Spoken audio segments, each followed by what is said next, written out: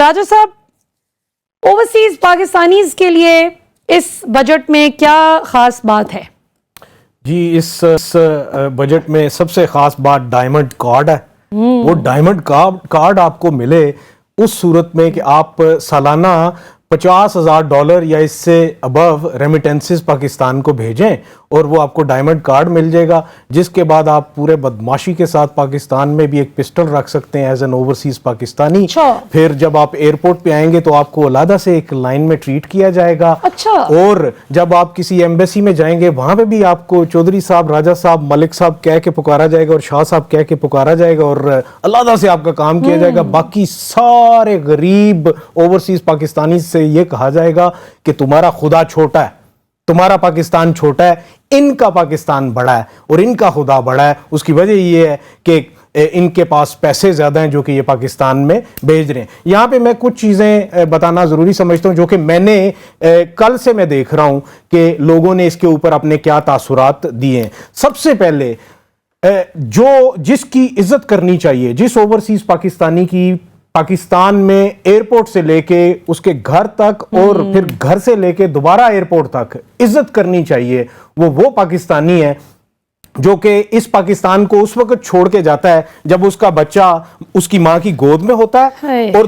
जब वो पहली दफा आता है तो वो प्राइमरी स्कूल में होता है, जब वो दूसरी दफा 4-5 साल बाद आता है तो वो हाई स्कूल में चला जाता है, फिर जब वो आता है तो कॉलेज में चला जाता है। कोई उसकी हामिनी नहीं, उसने अपनी पूरी जिंदगी कुर्बान कर देनी है। मैं उनकी बात कर रहा हूं जो कि मिडिल ईस्टर्न कंट्रीज में वहां पे बड़े ही मुश्किल हालात में, और ये वो लोग हैं मलिहा जो कि मंथली $1,000 से कम कमाई वाले हैं और वो सारी की सारी बदी बधाई कमाई पाकिस्तान में वो भेज देते हैं और उनका $50,000 नहीं बनेगा। उनको उसी तरीके से ट्रीट किया जाएगा जैसे उनको लल्लों तल्लों की तरह और भेड़ बकरियों की तरह, जिस तरह हम सबको ऐसी ट्रीट, भेड़ बकरियां पाकिस्तानी अवाम कोई से ही नहीं।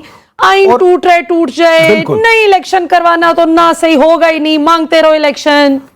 मलिहा आटे में नमक के बराबर हैं जिन्होंने कि अपनी हक हलाल की कमाई से ओवरसीज पाकिस्तानीज ने यहां पे पैसे भेजने हैं। बाकी सारे वो हैं जिन्होंने कि यहां से पैसे मारे हैं और हवाले से वहां पे मंगवाए हैं, वहां पे लिए हैं। ठीक है, मैं उनकी बात कर रहा हूं जो कि कुछ सियासी हुक्मरानों की और कुछ सियासी शख्सियात के इर्द गिर्द भी खड़े लोग नजर आते हैं जिन्होंने कि पाकिस्तान में करप्शन करके वो यहां से पैसा, लूट मार का पैसा, उसी गरीब का पैसा जो कि टैक्स दे दे के यहां पे फारिग हो जाता है, उसी का पैसा ये वहां पे लेके जाते हैं। और ये वही लोग हैं जिन्होंने कि वहां पे अपने पैसे को वाइट किया है, फिर वहां से ये वो सालाना जो पैसा यहां पे भेजेंगे उनको शाहाना तरीके से, भले वो 10 कत्ल करके गए हैं उस मुल्क से, वो यहां पे आके एक पिस्टल ले लेंगे। उनको इजाजत है, बाकी किसी को इजाजत नहीं। बात यह है कि अभी तो रिसेंटली हमें यह भी देखने को मिला है कि अगर किसी ने कोई जुर्म किया है, बड़े से बड़े जुर्म का इर्तिकाब किया है, लेकिन अगर वो इक्तदार हासिल करने में कामयाब हो जाता है तो उसको फिर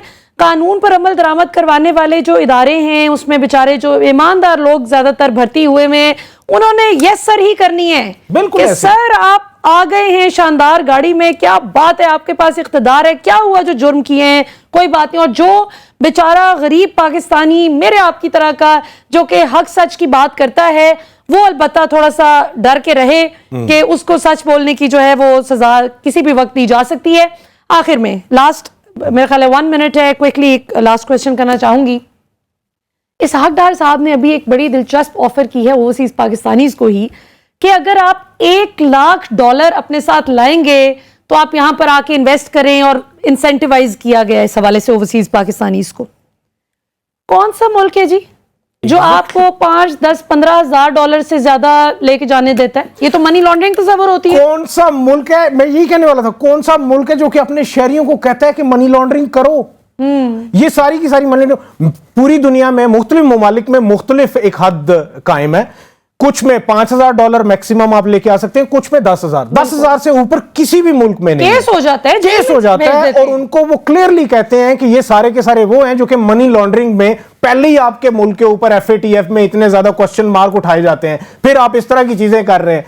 और आप वो मुल्क हैं जो कि आप अपने ओवरसीज पाकिस्तानीज को कोई हकूक नहीं देना चाहते, ना उनको वोट का हक देना चाहते हैं, ना आप उनको कोई और हक देना चाहते हैं इस पाकिस्तान में। उल्टा आप उनको किसी पॉलिटिकल पार्टी के साथ खड़े होने पे उनके ऊपर मुकदमे बनाते हैं और उनको वहां पे फोने मार मार के कहते हैं जब पाकिस्तान आओगे तो तुम्हें पूछ लेंगे। हमें यह सोचने की जरूरत है कि तुर्की जैसा मुल्क क्यों कामयाब है। आपको पता है अभी इलेक्शन हुए हैं और उनके जो सेकंड फेज था उसमें वो ओवरसीज टर्किश जो सिटीजन्स हैं उनके इलेक्शन उनके वोट के साथ अभी वो बने।